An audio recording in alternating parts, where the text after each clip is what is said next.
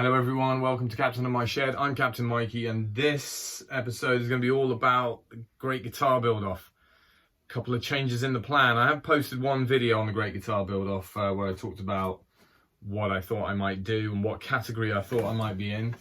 And the big change is where I was thinking I'd be in the main event, the scratch build. There's something I've been wanting to build for a while and I thought this is as good as an excuse to build it. And so I've switched to the freestyle category.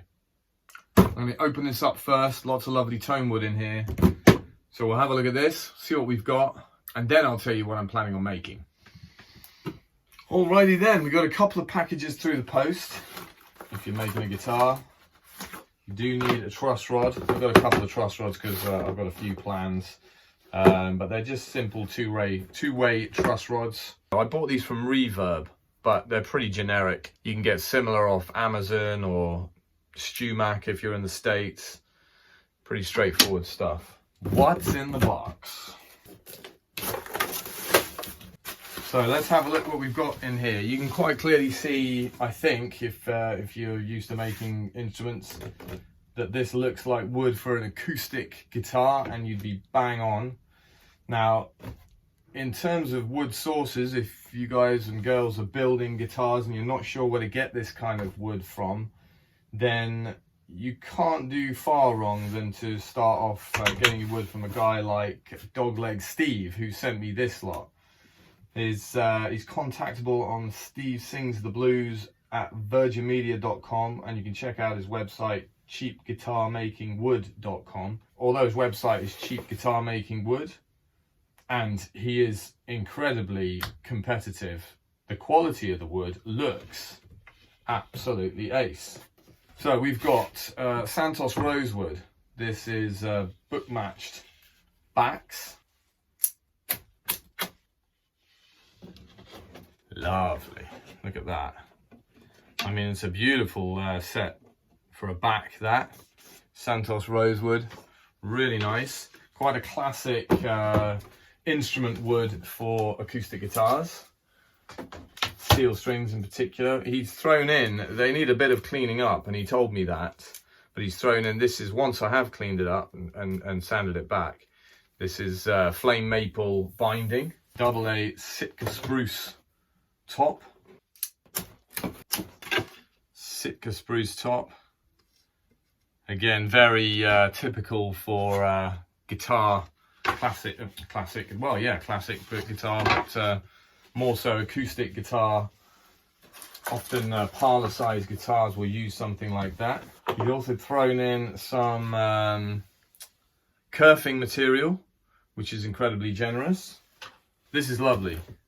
AAA Adirondack spruce.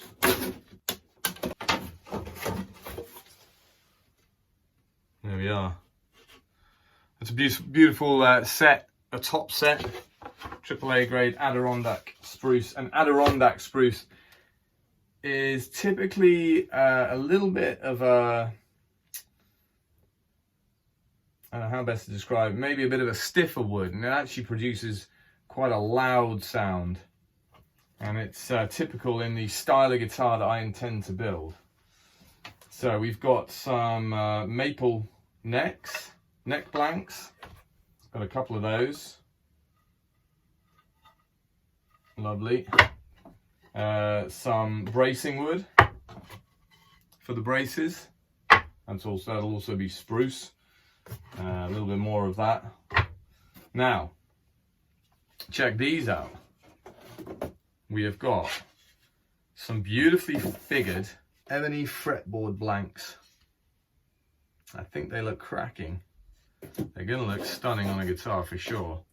I think this is maybe my favorite on an early sight. I like that a lot. So we've got 3 of those. Again, very generous. He's done the slotting on this for free. I would normally do that myself, and I was kind of anxious to use my new fret slotting saw, but he offered to do the job for free, and as I'll tell you in a bit, I'm a little bit short on time this year. So anywhere I can save time, that's fantastic. These are rosewood, Santos rosewood sides, This is a Supplier neck, or mahogany perhaps, I forget now. He did say, I think it was mahogany. But again, he's thrown this one in for free. And apparently he does do that from time to time when you order woods from him. It's the first time I've used Dogleg Steve, but I have to say so far I'm dead impressed. And I've also got some ebony blanks here for the bridge. Happy days. So what am I going to make? Well, I'd like to make a bit of a classic guitar, a guitar that I think a lot of people have in their artillery. I really like country music and rock music to play on a guitar, and so a dreadnought almost seems like a guitar I need to have. Certainly it's the guitar that keeps buzzing around my mind whenever I think about making guitars, hence the change in category and why I'm showing you this wood now. But I'm not going to make just one guitar because I'm an idiot, and although I don't have time, I'm going to stretch myself and try and make two guitars. The main guitar will be the dreadnought. It's going to have a burst finish. It's going to look pretty classic, pretty country, but it's going to have some really nice touches to it. It's just going to be as good as I can make a guitar. Any mistakes that I made on my last acoustic, and there were a few, I'd like to iron out on this one, and we'll get it as close to perfect as I can get it. The other guitar I want to build, what I have in my mind at the moment is like a box guitar. I'm going to run the builds side by side, and using the box guitar, which will be almost like a travel size guitar. It'll be there'll be a few experimental things with it, and the body won't be all curvy. It'll be a box, but again, I'm going to try to finish it to a nice high standard.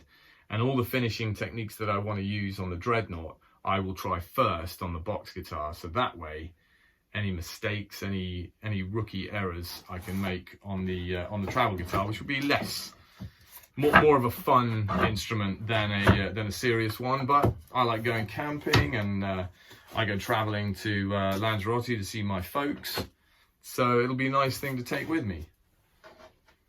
So that's the plan.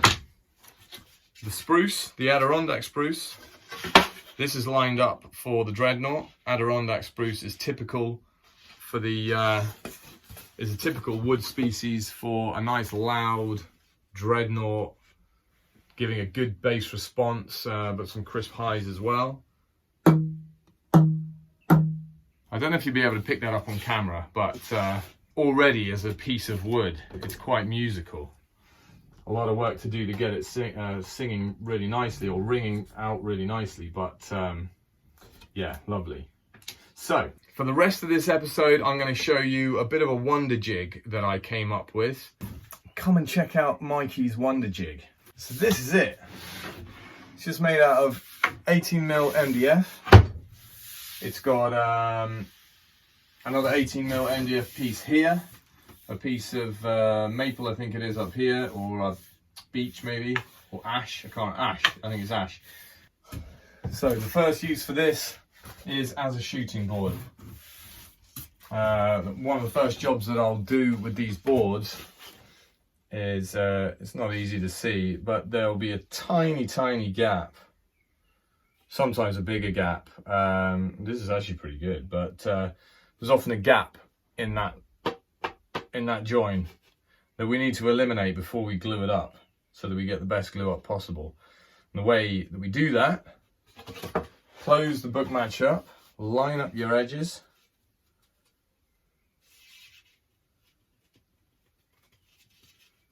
place it on your shooting board.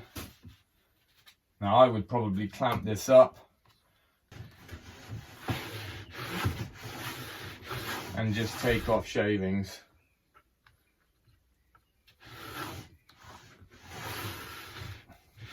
There we go. And now our join should be nice and even then across the board, ready for glue up. Once you've got that that gap nice and closed up, nice and neat and tight, what I tend to do is cut an angle like this on here. Then I'll get a straight edge and I'll clamp that at corresponding angle. I'll basically move this down here, butt that up against the angle and clamp it. Then as I push this up into place, the angle will pinch the whole board in, and it will actually create the pressure needed to hold the glue joint together. Bit of weight here and here, and it's glued up. You'll have noticed I've got a ball bearing stuck in the middle here. And the reason for that is I made myself a little circle cutting jig to fit on the bottom of my little budget router, my little trim router. And it has a 6mm pin. It fits that hole perfectly. So once my board's to thickness, I'll drill a hole where I want the center hole to be, where I want the rosette, the center of the rosette and the sound hole to be. I'll drill a 6mm hole there, and then I'll put this pin through the board and into the bearing, and then with my router in place and set to the right depth, I can cut a nice perfect circle. I can cut the sound hole out, I can cut a recess for the rosette. So that's another use. So that's 3 uses already. The final use brings this into play. Again, 18mm of MDF. This is just an old piece of pegboard. And what I do is I take these threaded rods, I bring them up through the holes on all 4 corners. The top of the rod fits into a hole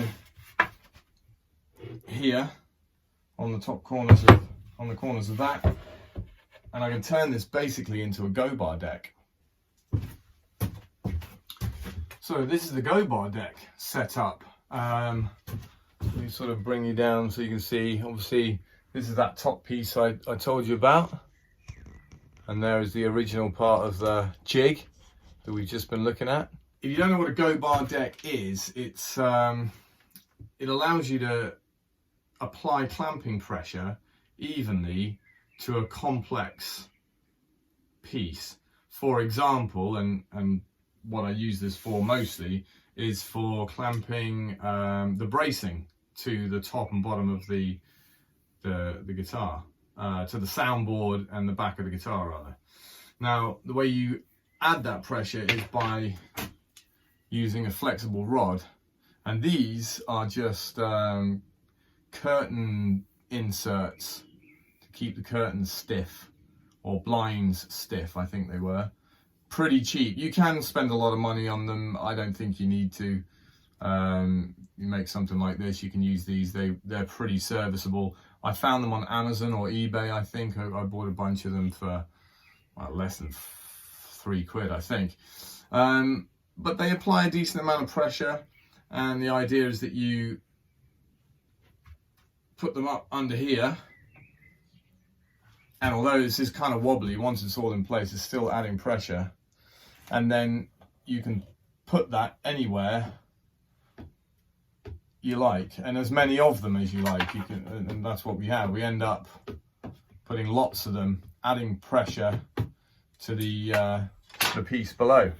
So we got a GoBar clamping deck, a shooting board, a jig to help me hold the piece in place while I'm cutting the sound hole and rosette, and it also will help me glue up the soundboard and the backs when they're ready for gluing.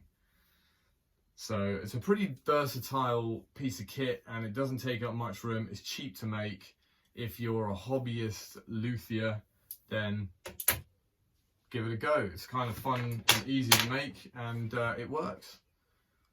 Anyway, you'll see this being used throughout my build, I guess. It'll be used building both the guitars I'm making, so you'll get a better idea of how it works then. But for now, I present the Captain Mikey Wonder Jig.